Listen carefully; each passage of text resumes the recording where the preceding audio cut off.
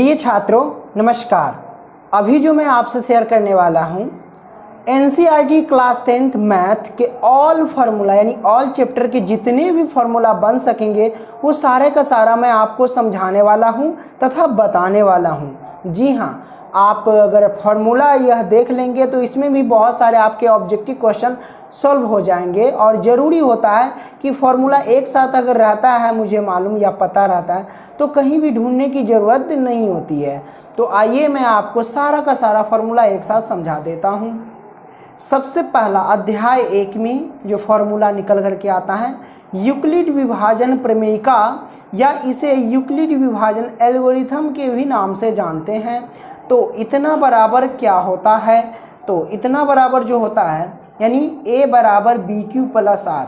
अगर आपसे पूछा जाए कि यूक्लिड विभाजन प्रमेयिका बराबर क्या होता है तो आप बोलेंगे a बराबर बी क्यू प्लस आर। अब यहाँ सवाल यह उठता है कि a क्या है, b क्या है, q और r क्या है। तो a हमारा भाज्य है, b भाजक होता है और q भागफल होता है तथा शेषफल r होता है। ओके, आइए अध्याय 2 की क्वेश्चन को देख लेते हैं। तो अध्याय 2 की क्वेश्चन दिया गया है शून्य का योग यानी बहुपद में है ये, ठीक है। शून्य के योग को हम अल्फा प्लस बीटा के नाम से जानते हैं, ठीक है। तो शून्य का योग कहिए या फिर अल्फा प्लस बीटा कहिए, दोनों एक ही बात है।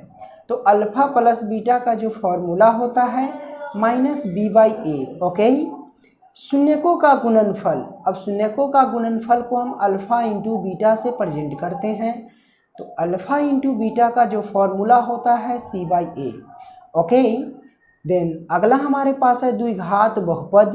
तो द्विघात बहुपद का जो सूत्र होता है वो होता है x² minus alpha plus beta into x plus alpha into beta. ये होता है फॉर्मूला द्विघात बहुपद का, ठीक है। अब यहाँ पे देख सकते हैं लिखा गया द्विघात बहुपद का व्यापक रूप। तो व्यापक रूप हम समझ लेते हैं, यानी इसी टाइप के द्विघात बहुपद होंगे, ये होता है।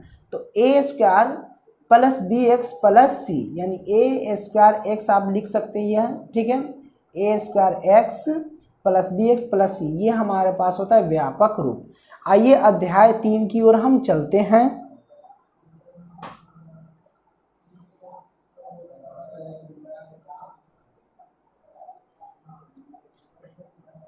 अध्याय 3 में आप देख सकते हैं सबसे पहला कि ये जो a1x plus b1y plus c1 बराबर 0, a2x plus b2y plus c2 बराबर 0।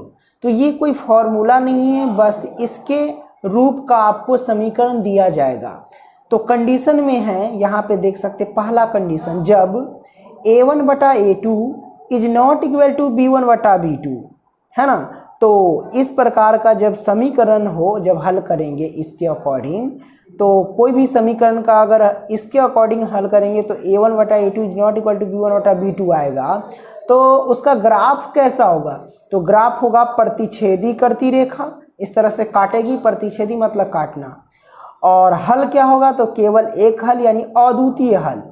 और उसका युग्म क्या होगा? तो संगत होगा, यानी वह समीकरण संगत कहलाएगा। ये कंडीशन एग्जाम के लिए काफ़ी इंपॉर्टेंट होता है, ठीक है। 2 समीकरण दिए रहेंगे और इस पर जांच करके बताना होता है कि समीकरण संगत है या असंगत है या ग्राफ कैसा, इस तरह से। तो पहला हमारे पास देख लिए। आइए दूसरा कंडीशन देख लेते हैं। दूसरा कंडीशन हमारे पास है कि अगर a1/a2 बराबर b1/b2 is not equal to c1/c2 होगा, यानी 2 समीकरण दिए रहेंगे, जांच करेंगे तो अगर आएगा a1/a2 बराबर b1/b2 is not equal to c1/c2 अगर आ जाए तो उसका ग्राफ कैसा होगा? तो समांतर होगा। हल क्या होगा? तो कोई हल नहीं होगा। युग्म क्या होगा? तो असंगत होगा, ठीक है। और समांतर का एक दे सकते हैं रेखा, एक ये रेखा, एक ये रेखा, यानी बीच की दूरी समान होनी चाहिए, वो समांतर होना होगा, ठीक है। तो अब हम तीसरा ले लेते हैं। तो तीसरा आप देख सकते हैं हमारे पास दिया गया है कि जब a1/a2 बराबर b1/b2 बराबर c1/c2 यानी तीनों बराबर होगा तो उसका जो ग्राफ होगा ना वो संपाती होगा। हल क्या होगा? तो अपरिमित रूप से अनेक हल होगा, यानी अनगिनत हल होंगे। और युग्म क्या होगा? तो संगत होगा, ठीक है, यानी ये संगत होंगे। आइए वज्र गुणनखंड विधि को हम समझ लेते हैं। तो यहाँ पे देख सकते हैं वज्र गुणनखंड विधि का फॉर्मूला कि x बटे B1C2 माइनस B2C1 बराबर y बटे C1A2 माइनस C2A1 बराबर 1 बटे A1B2 माइनस A2B1। तो इस वज्र गुणनखंड विधि का जो फॉर्मूला है इसको याद करने का ट्रिक क्या है, तो मैं आपको बता देता हूँ। सिंपल, आपको x लिखना है, y लिखना है और 1 लगाना है, ठीक है, इस तरह से लिखना है। फिर सभी के नीचे बटे बटे बटे यानी बटा का चिन्ह लगा देना है, बीच में बराबर बराबर आपको लिख देना है। फिर नीचे आपको लिखना है BC माइनस BC, ठीक है, BC minus BC, CA minus CA और AB माइनस AB। याद रखना कि BC minus BC, CA minus CA और AB माइनस AB, इस तरह से लिखना है। फिर आपको लिखना है 12 21 12 21 12 21। इस तरह से आप फार्मूला बना सकते हैं। आइए आगे बढ़ते हैं। अब अध्याय 4 की बात कर लेते हैं।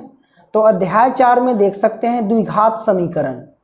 तो द्विघात समीकरण बराबर क्या होगा, तो ax square plus bx plus c बराबर 0। ओके, तो सॉरी, ये जो द्विघात समीकरण है तो इस द्विघात समीकरण का व्यापक रूप है।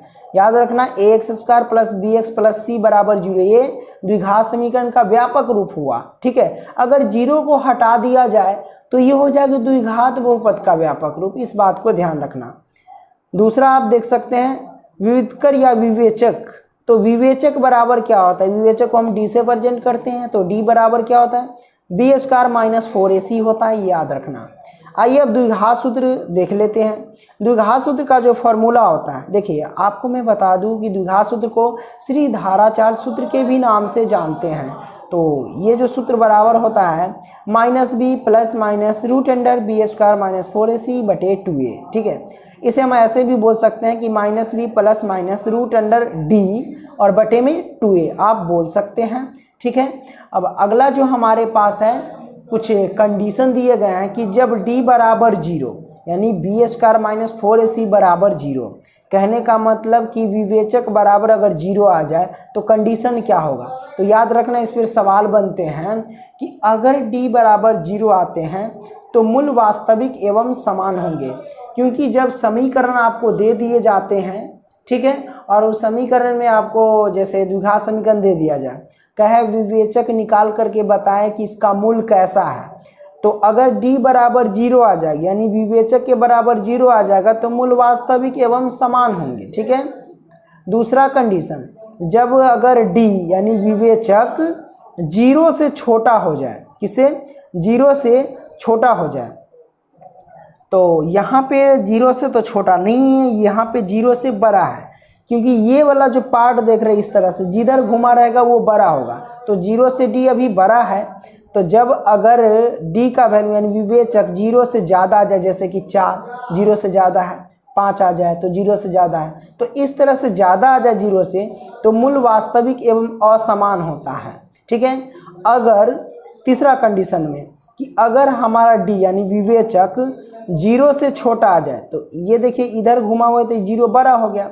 तो जब 0 बड़ा होगा कब, जब d यानी विवेचक का मान माइनस में आ जाए, माइनस के 2 माइनस के 3 इस तरह से आ जाए, तो वो छोटा हो जाएगा, ठीक है। तो जब छोटा होगा तो मूल अवास्तविक होंगे यानी बराबर नहीं होंगे, ठीक है। आइए आगे हम बढ़ते हैं। अब यहाँ पे आप देख सकते हैं अध्याय 5। तो अध्याय 5 में हमें समझना है कि आखिर यह क्या है ना। तो अध्याय 5 में आप देख सकते हैं लिखा गया है प्रथम पद a, हाँ यानी AP का है। देखिए a को हम प्रथम पद कहेंगे, सारवंतर को d कहेंगे, ठीक है। पदों की संख्या को n से प्रेजेंट करेंगे, ठीक है, AP में यानी अर्थमेटिक प्रोग्रेशन में, जिसे समांतर श्रेणी बोलते हैं। और nवां पद यानी an, तो an का फॉर्मूला यूज करना होगा। तो an बराबर होता है a plus n minus 1 into D, और अंतिम पद को l से प्रेजेंट करते हैं। n पदों का योग, तो पदों के योग को हम कहते हैं Sn, तो Sn बराबर होता है n by 2 into 2a plus n minus 1 into D, ये होता है Sn यानी पदों का योग बराबर। Sn का फॉर्मूला एक और है जिसे नाम, इससे हम इस तरह कह सकते हैं कि n by 2 into a plus l, ठीक है, यानी प्रथम पद प्लस अंतिम पद, ठीक है, ये होता है। चलिए अध्याय 6 की ओर हम चलते हैं। तो अध्याय 6 में कोई खास ज़्यादा नहीं है, बस कंडीशन दिए गए हैं उसको हमें समझना है। तो अध्याय 6 में दिया गया है कि जब त्रिभुज ABC में BC पैरेलल DC है तब क्या होगा, यानी BC समांतर DC। तो त्रिभुज ABC में BC समांतर DC है तो कंडीशन 3 तरह के होंगे, पहला, दूसरा, तीसरा। ये होगा कि AD बट्टे में DB यानी AD बट्टे में DB होंगे और बराबर AE बट्टे में EC यानी AE बट्टे में EC। एक ये कंडीशन होगा जो ये काफ़ी उपयुक्त होता है। दूसरा कंडीशन भी होगा कि अगर इस तरह से पैरेलल है तो AB बट्टे में DB यानी AB यहाँ से लेके यहाँ तक AB बट्टे में DB, ओके, और AC बट्टे में A यानी AC बट्टे में EC, इस तरह से कंडीशन होगा।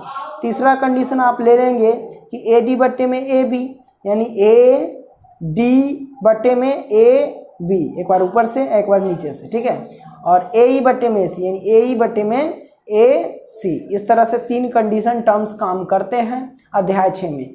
आइए अगला चैप्टर हम लेते हैं। तो अध्याय 7 में आप देख सकते हैं दूरी सूत्र। अब हम दूरी सूत्र को समझ लेते हैं।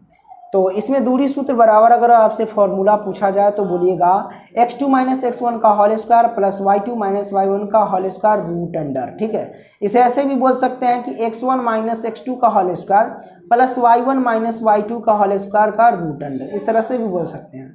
दूसरा क्वेश्चन, त्रिभुज का क्षेत्रफल, यानी अध्याय 7 में त्रिभुज का क्षेत्रफल होता है 1/2 बड़ी कोष्ट x1 into y2 minus y3 plus x2 into y3 minus y1 plus x3 into y1 minus के y2, ये होता है फॉर्मूला, ठीक है। और यहाँ मैं आपको समझा देता हूँ। समझने वाली बात है कि इस फॉर्मूले के हम कैसे याद कर सकते हैं। तो सिंपल सी बात है, आपको 1/2 लिखना है बड़ी कोष्ट। अब लगाना क्या है, एक यहाँ से घर बना लेना है, 3 घर, और घर के आगे x1 x2 x3 लिख देना है, और बीच में क्या लिखना है, बहुत सिंपल है, y minus Y, Y minus Y, Y minus Y लिख देना है, ठीक है। तो उसके बाद याद रखना कि, या फिर ऐसे हम ट्रिक बताते हैं, देखो x into Y minus Y लिख देना, x into Y minus Y लिख देना, और x into Y minus Y लिख देना, ठीक है। इस तरह से लिख दोगे तो आपको याद रखना 123, 231, 312, बस, ठीक है। सिंपल है, 123, 231, 312, बहुत आसान है ना। कि x इंटू, मतलब पहले तो घर बना लेना है कि x into Y minus Y, X into Y minus Y, X into Y minus Y, यानी 3 बार लिख देना है। फिर आपको लिखना है 123, 231, 312, बहुत आसान है विभाजन सूत्र, त्रिभुज का क्षेत्रफल, है ना। अच्छा, ये हो गया। अब बात करते हैं तीसरा नंबर में विभाजन सूत्र। विभाजन सूत्र देख लीजिए, बहुत आसान है। देखिए m1 x2 plus m2 x1 बटे m1 plus m2, comma m1 y2 plus m2 y1 बटे m1 प्लस m2। तो इसमें याद ही क्या करना है, नीचे तो m1 m2 है ही, तो ऊपर याद करना है mx लिख देना, my लिख देना, ठीक है।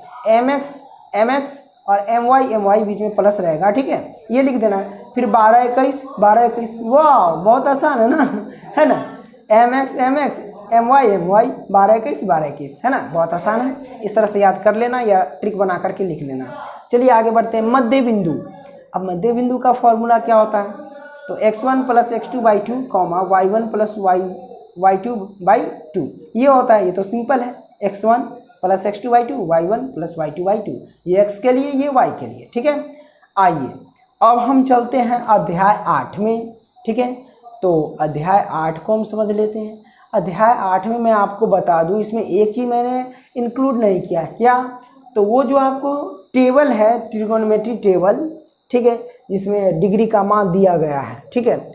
तो वो मैंने इसलिए नहीं कि आपके बुक में तो वो साक्षात दिया गया है ना। और वो जो आप देख रहे हैं उस टेबल को अगर आपको ट्रिक से निकालने नहीं आता या ट्रिक से याद नहीं करने आता है तो आपको इसी वीडियो के नीचे डिस्क्रिप्शन बॉक्स में दिखने को मिल जाएंगे, वहाँ से देख सकते हैं, ठीक है।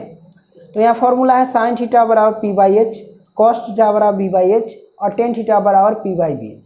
तो पी एच बी ये क्या है, तो पी होता है लंब, एच होता है कर्व, और बी होता है हमारे पास आधार। याद हो गया, ठीक है। जस्ट इसका अपोजिट होता है ये, sine theta P by H तो cosec theta H by P, cos theta B by H है तो सेक थीटा होगा एच बाई बी, ठीक है। टेन थीटा बराबर पी बाई बी तो कॉट थीटा बराबर बी बाई पी, उल्टा हो जाता है ना। इसे याद कर सकते हैं लाल बटा कका से, ठीक है, या पंडित बद्री प्रसाद बटे हर हर भोले से, ठीक है। ये सब भी मैंने बता दिया, त्रिकोणमिति मैंने जो जिसमें पढ़ाया था, ठीक है। जहाँ यहाँ नोट करने वाली बात यह है कि h बराबर क्या होगा, root under P square plus B square का रूट अंडर, ठीक है। p बराबर क्या होगा, H square minus B square का रूट अंडर, और b बराबर क्या होगा, H square minus P square का रूट अंडर। h यानी कर्ण बराबर लंब स्क्वायर प्लस आधार स्क्वायर का रूट अंडर, और यहाँ लंब बराबर है कर्ण स्क्वायर माइनस आधार स्क्वायर का रूट अंडर, और आधार बराबर कर्ण स्क्वायर माइनस लंब स्क्वायर का रूट अंडर, ये हुआ, ठीक है। आइए यहाँ अगला फॉर्मूला देखते हैं। अगला फॉर्मूला हमारे पास है sine square theta plus cos square theta बराबर 1, और इस फॉर्मूले से दो फॉर्मूला और निर्माण होगा, ठीक है। यहाँ पे देख सकते हैं, जैसे साइन स्क्वायर थीटा है तो साइन स्क्वायर थीटा, ये बराबर तो बराबर, ये 1 है तो 1, प्लस है तो 1 प्लस है तो प्लस का पक्षांतर करेंगे तो माइनस का कॉस स्क्वायर थीटा, यानी साइन स्क्वायर थीटा बराबर हो जाएगा 1 माइनस कॉस स्क्वायर थीटा। ठीक उसी तरह से कॉस स्क्वायर थीटा बराबर हो जाएगा 1 माइनस साइन स्क्वायर थीटा। तीसरा हमारे पास है साइन थीटा बराबर पूछे, ये देखिए साइन थीटा तो 1 माइनस कॉस स्क्वायर थीटा है, और ये स्क्वायर हट गया तो इधर रूट पड़ गया, सिंपल है। इधर भी कॉस थीटा स्क्वायर हटा तो इधर रूट पड़ गया, ठीक है। आइए अगला फॉर्मूला लेते हैं। अगला formula sec square theta minus tan square theta बराबर 1, इसी से दो और फार्मूला निर्माण हो गया। सेक स्क्वायर थीटा बराबर है 1 तो 1, माइनस है तो इधर आ गया प्लस का टेन स्क्वायर थीटा।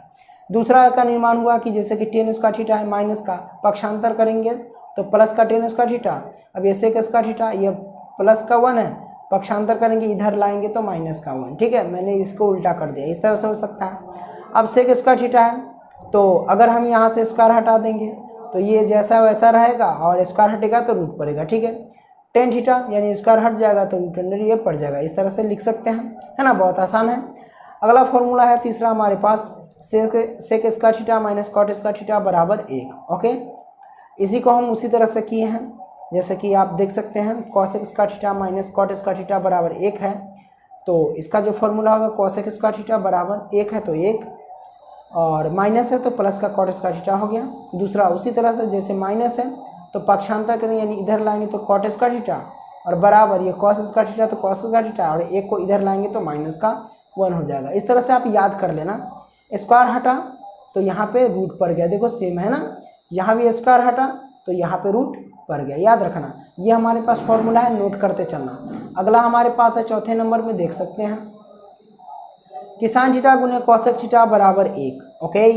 तो पहला हमारे पास है, इसका जो उल्टा करेंगे साइन थीटा तो साइन थीटा बराबर तो बराबर 1 है तो 1, अब कॉस थीटा गुना में तो पक्षांतर करें तो बटा में 1, ये फॉर्मूला। दूसरा कॉसेक थीटा बराबर तो बराबर 1 है तो 1, और साइन थीटा गुना में तो बटा में जाएगा, ये आ जाएगा कि ये फॉर्मूला हो गया, ठीक है। और उसके बाद मैं आपको बता दूं कि ये पाँचवा नंबर में देख सकते हैं, पाँचवा नंबर में कॉस थीटा गुने सेक थीटा बराबर 1, बस सिंपल है। कॉस थीटा का फॉर्मूला फिर होगा 1/सेक थीटा, दूसरा सेक थीटा का फॉर्मूला 1/कॉस थीटा, ठीक है। और छठे नंबर में आप देख सकते हैं, तो छठे नंबर में दिया गया है टेन थीटा गुने कॉट थीटा बराबर 1, फिर वही टेन थीटा है तो पक्षांतर में तो 1/कॉट थीटा होगा, कॉट थीटा बराबर 1/टेन थीटा। अब यहाँ सातवां फार्मूला निकल कर आता है, काफ़ी इंपॉर्टेंट। टेन थीटा वाला जो फार्मूला होता है साइन थीटा बटे कॉस थीटा, और कॉट थीटा का जो फार्मूला होता है कॉस थीटा बटे साइन थीटा। अब यहाँ पे देखिए काफ़ी इंपॉर्टेंट चीज़ है, ठीक है, इसको समझ लीजिए कि साइन 90 डिग्री माइनस थीटा बराबर कॉस थीटा, और कॉस 90 डिग्री माइनस थीटा बराबर साइन थीटा, यानी साइन को कॉस में और कॉस को साइन में बदलना है, ठीक है। अब टेन 90 डिग्री माइनस थीटा का जो फॉर्मूला होता है वो कॉट थीटा, और कॉट 90 डिग्री माइनस थीटा का जो फॉर्मूला होता है वो टेन थीटा, ठीक है। Then seg 90 degree minus theta का फॉर्मूला होता है कॉसेक थीटा, और कॉस 90 डिग्री माइनस थीटा का फॉर्मूला होता है सेक थीटा, ठीक है। इस तरह से आ गया। तो ये त्रिकोणमिति के सारे जो फॉर्मूले थे वो सोल्व हो गए। आइए अगला फॉर्मूला लेते हैं। अब अध्याय 12। अब आप सोचेंगे कि अध्याय 10, 11 कहाँ गया, उसमें उतना फॉर्मूला नहीं है, इसी से मैनेज हो जाएगा, ठीक है। और समझो तो है ही नहीं, ओके। तो अध्याय 12 आप समझ लेते हैं। वृत्त का क्षेत्रफल पाई स्क्वायर, दूसरा अर्धवृत्त का क्षेत्रफल पाई स्क्वायर बाई 2। अब यहाँ आप लोग कन्फ्यूज होंगे कि भैया पाई, ये आर क्या है, डी सब क्या होता है ना। तो आपको एक डिस्क्रिप्शन बॉक्स में लिंक मिलेगा, उसमें मैंने वृत्त की जानकारी दी है, उसमें इंट्रोडक्शन मैंने बताया है, वहाँ से आप देख सकते हैं, ठीक है। तो वृत्त का क्षेत्रफल, ये अर्धवृत्त का क्षेत्रफल पाई स्क्वायर बाई 2, चतुर्थांश का क्षेत्रफल है तो 1/4 पाई स्क्वायर, ठीक है। किसी का भी चतुर्थांश का क्षेत्रफल हो तो 1/4 लगता है। ओके, या इसको 90 डिग्री 90/360 पाई स्क्वायर बोल सकते हैं, क्योंकि काटेंगे तो वही आएगा। ठीक है, त्रिज्य खंड का क्षेत्रफल θ/360 पाई स्क्वायर। ओके, उसके बाद है लघु वृत्त खंड का क्षेत्रफल, तो θ/360 degree pi square minus 1/2 R square sine theta हो जाएगा। ठीक है, अब छठे नंबर में देख लेते हैं। तो छठे नंबर में आप देख सकते हैं दीर्घवृत्त खंड का क्षेत्रफल है pi square into 360 degree minus θ/360 degree होगा और minus 1/2 R square sine theta, ये हमारे पास हो जाएगा। ओके, देन अगला हमारे पास है वृत्त की परिधि। वृत्त की परिधि होता है 2πr। ओके, और 8वां नंबर में है अर्धवृत्त का परिमाप। तो अर्धवृत्त का परिमाप जो होता है πr + 2r, या फिर इसे ऐसे बोल सकते हैं r × π + 2 बोल सकते हैं। ठीक है, 9वां नंबर में त्रिज्यखंड के चाप की लंबाई। तो त्रिज्यखंड के चाप की लंबाई होती है बराबर θ/360 डिग्री और 2πr। ओके, आइए अध्याय 13 की ओर हम चलते हैं। तो अध्याय 13 में आप देख सकते हैं लिखा गया है घनाभ का आयतन L × B × H, घनाभ का पृष्ठ क्षेत्रफल 2 × LB + BH + LH। इसे हिंदी में बोल सकते हैं कि 2 × लंबाई × चौड़ाई प्लस चौड़ाई × ऊंचाई प्लस लंबाई × ऊंचाई, इस तरह से बोल सकते हैं। घनाभ का विकर्ण क्या होता है? तो L² + B² + H² होता है। ठीक है, अगला हम देखते हैं चौथे नंबर में घन का आयतन LQ होता है। ठीक है, अब घन का पृष्ठ क्षेत्रफल तो 6L²। देखिए ये LQ है तो AQ भी हो सकता है, यानी भुजा Q हुआ। ठीक है, तो घन का पृष्ठ क्षेत्रफल 6L²। ठीक है, या पूर्ण पृष्ठ क्षेत्रफल कहिए तो वही होगा 6L²। ठीक है, वक्र पृष्ठ क्षेत्रफल का हो या पूर्ण पृष्ठ क्षेत्रफल को, एक ही हुआ 6L² यानी 6 गुने भुजा का स्क्वायर। और घन का पार्श्व पृष्ठ क्षेत्रफल तो 4L² या 4 गुने भुजा स्क्वायर कह सकते हैं। ठीक है, अगला हमारे पास है घन का विकर्ण। तो घन का विकर्ण होगा √3 × a। ओके, करनी a। अगला हमारे जो पास हो जाएगा बेलन का आयतन। तो बेलन का आयतन πr²h। उसके बाद बेलन का कुल पृष्ठ क्षेत्रफल था 2πrh + 2πr²। इसमें कॉमन भी ले सकते हैं, अगर 2πr कॉमन ले लेंगे तो 2πr × h प्लस में r हो जाएगा। ठीक है, बेलन का वक्र पृष्ठ क्षेत्रफल तो वक्र पृष्ठ क्षेत्रफल होता है 2πrh। आइए आगे बढ़ते हैं। अगला क्वेश्चन हमारे पास है गोले का पृष्ठ क्षेत्रफल। तो गोले का पृष्ठ क्षेत्रफल होता है 4πr²। गोले का आयतन 4/3 πr3। ओके, अर्धगोले का पृष्ठ क्षेत्रफल 3πr²। उसके बाद अर्धगोले का वक्र पृष्ठ क्षेत्रफल 2πr²। ओके, देन अर्धगोले का आयतन तो 2/3 πr3। ओके, शंकु का आयतन 1/3 πr²h। आप इसे नोट करते रहेंगे। ठीक है, अगला हमारे पास है शंकु का पृष्ठ क्षेत्रफल πrl। ठीक है, 18 नंबर में तो शंकु का जो है पृष्ठ क्षेत्रफल ये होता है ऊपर वक्र पृष्ठ क्षेत्रफल πrl और ये पृष्ठ क्षेत्रफल या पूर्ण पृष्ठ क्षेत्रफल कह सकते हैं। तो यह कहेंगे πrl + πr², या फिर इसे बोल सकते हैं πr × l + r। Okay, note में यहाँ ध्यान देने वाली बात है कि l बराबर होगा √r² + h² और h बराबर हो जाएगा l² - r²। या इसे अगला अगर कहा जाए, अगर r बराबर पूछा जाएगा तो आप बोलिएगा h² - l²। ओके, अगर r बराबर आपसे पूछा जाए, सॉरी r बराबर पूछा जाए तो l² - h² हो जाएगा। ओके, तो ये हमारे पास हो गया। चलिए 19 नंबर में आप देख लीजिए। 19 नंबर में है छिन्नक का कुल पृष्ठ क्षेत्रफल। तो छिन्नक का कुल पृष्ठ क्षेत्रफल होता है πl × R + r plus pi into R² plus r²। Okay, then छिन्नक का वक्र पृष्ठ क्षेत्रफल क्या होता है? तो πl × r plus R plus r। ठीक है, अब है छिन्नक का आयतन। तो छिन्नक का आयतन होता है 1/3 πh × R² plus r² plus R गुने r। ओके, नोट L² बराबर होगा h² plus r minus R का होल स्क्वायर। ये हमारे पास नोट है, ध्यान रखना। चलिए अध्याय 14 की ओर हम चलते हैं। तो अध्याय 14 में दिया गया है माध्य बराबर सिग्मा f × x बटे सिग्मा f होता है, या फिर इसे ऐसे बोल सकते हैं सिग्मा fi xi बटे सिग्मा एफ आई। ओके, माध्यक बराबर होता है L plus N by two minus C F बटे में एफ गुने में एच। हो सके तो अगर आप भारतीय वन में देखेंगे तो एच के जगह पे आई होगा, ठीक है। बहुलक बराबर L plus F one minus F zero बटे में two F one minus F zero minus के एफ टू। ओके, इस तरह से हो जाएगा और गुने में एच। और यहाँ पे लास्ट में बहुलक बराबर क्या होता है तो थ्री माध्यक माइनस टू माध्य बराबर, इस तरह से भी सोल्व हो जाते। कई बार एग्जाम में दिए रहते कि माध्यक इतना माध्य इतना, तो बहुलक ज्ञात करें, तो ये फॉर्मूले से ज्ञात कर सकते हैं। आई होप कि ये सारे के सारे फॉर्मूले समझ गए होंगे, ठीक है। तो जितने इस सबको जो नोट करने के लिए आप क्या करेंगे, वीडियो को पॉज करके लिख लेंगे, ठीक है। और आलसी मत दिखाइएगा कि पीडीएफ मिल जाए, क्योंकि इसमें थोड़ी मुझे प्रॉब्लम हो रही है लिंक डालने में डिस्क्रिप्शन बॉक्स में, तो आप नोट कर लीजिएगा। धन्यवाद।